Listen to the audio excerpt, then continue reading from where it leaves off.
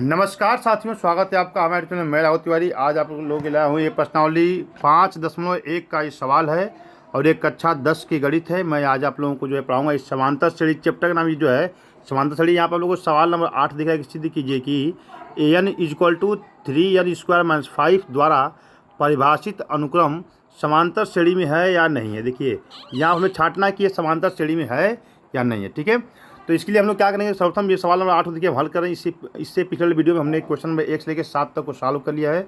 आज यहाँ पर हम लोग आप लोग को जो है हम क्वेश्चन नंबर 8 को सॉल्व करेंगे। ठीक है, देखिए यहाँ पर हम लिख देते हैं पहले क्वेश्चन नंबर 8।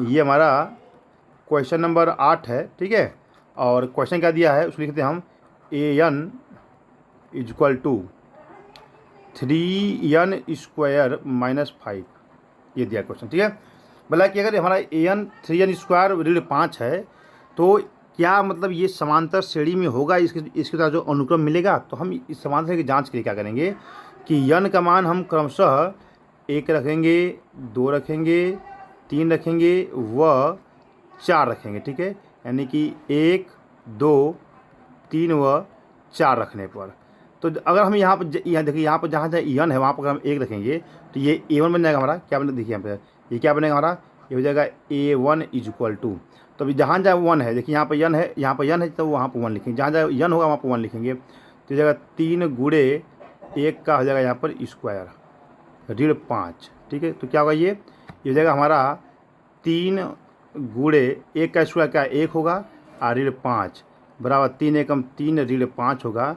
इस प्रकार कितना होगा यहाँ पर, ये हो जाएगा ऋण 2 हो जाएगा। ठीक है, फिर लिखेंगे n का हम लिखेंगे 2, ये हो जाएगा हमारा a2 हो जाएगा। ये तो 3 × देखिए यहाँ पर ये दिया, यहीं पर रखेंगे हम लोग, जो भी मान रखेंगे हम लोग उस मान को हम लोग यहाँ पर रखेंगे। ठीक है, कहाँ पर, यहाँ पर तो दिया है an = 3n² - 5। यहाँ पर n का मान बस जो है 1, 2, 3, 4 रखेंगे। तो यहाँ पर अब n का मान 2 रखेंगे तो हो जाएगा 2 का स्क्वायर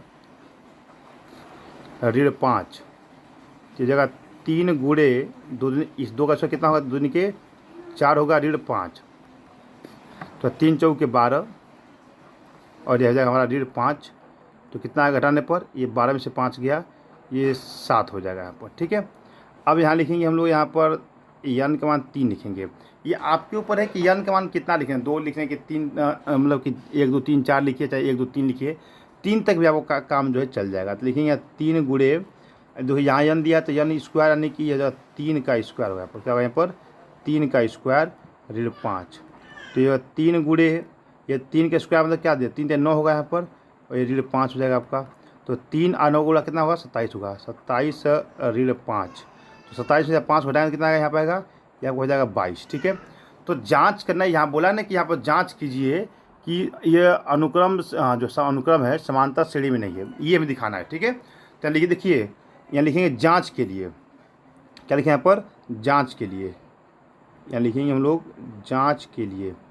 ठीक है, जांच के लिए हम लोग यहाँ पर जांच करना है। तो जांच के लिए तो क्या क्या आता है, जांच का जो फार्मूला होता है वो होता है d1 = d2। जो मैं d1 और d2 आपस में क्या है, बराबर मिले।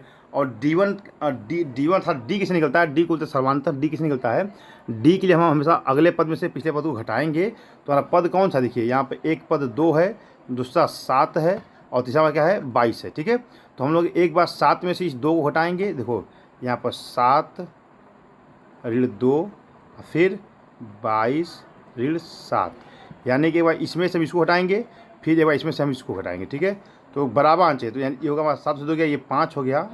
ठीक है, और बराबर ये 22 में से 7 कितना जाएगा, कितना हो जाएगा बताइए, हमारे ख्याल से हो जाएगा 15। यहाँ पर कितना होगा, ये 15।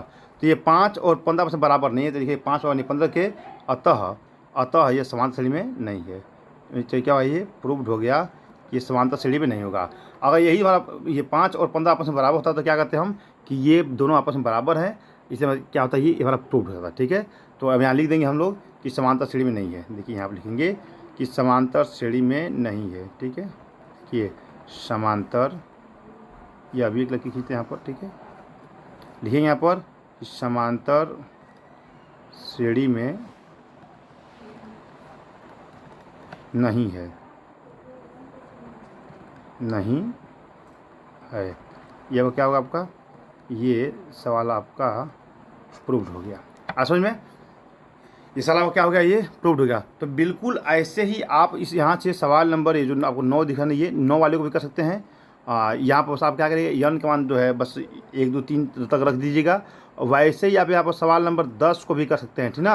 बस आपको क्या करना है, यन का मान इसमें जो है 1 2 3 रखना है। कहाँ रखना है आपको यन का मान, यहाँ जो आपको दिख रहा है ये N equal to 2n² minus +1 दिखा है, इसमें यन का मान बस 1 2 3 रख दीजिए। और यहाँ पर देखिए सवाल नंबर 10 में दिया है कि सीधे कीजिए कि 90 पद 3 धन n बटा में 4। यहाँ भी आप क्या करिए कि यन का मान जो है 1 2 3 रखिए। और अभी जिस प्रकार से हम सवाल नंबर 8 को लगाएं बिल्कुल वैसे ही सवाल लगेगा, और आप 1 2 3 तक मान रखिएगा, ठीक है। ये सवाल नंबर 10 में क्या बोला है कि इसका सर्वांतर भी ज्ञात कीजिए। यहाँ बोला है आपका इसका सर्वांतर भी ज्ञात कीजिए। सर्वांतर मतलब क्या होता है, डी होता है, ठीक है। क्या होता है इसका मतलब, डी होता है। अर्थात हमको डी निकालना है। तो यहाँ पर जो आया ना 5 बराबर नहीं 15 के, यहाँ पर जो आपको दिख रहा है ये 5 बराबर नहीं 15 के, ये हमारा डी आया है। यानी कि अगर ये 5 भी डी है और 15 भी डी है, लेकिन डी कब होता है, जब दोनों आपस में बराबर होते हैं, ठीक है। यानी कि डी हमेशा बराबर होगा, ठीक है। तो आप लोग सवाल नंबर 9 और 10 को लगा लीजिएगा। हम फिर मिलते हैं नेक्स्ट क्वेश्चन में, क्वेश्चन नंबर 11 के साथ, ठीक है। आज के लिए बस इतना ही। आपको वीडियो कैसा लगा, अगर अच्छा लगा तो आप लोग कमेंट करिए। फिर मिलते हैं नेक्स्ट वीडियो में। आज के लिए बस इतना ही। Okay, bye bye, take care.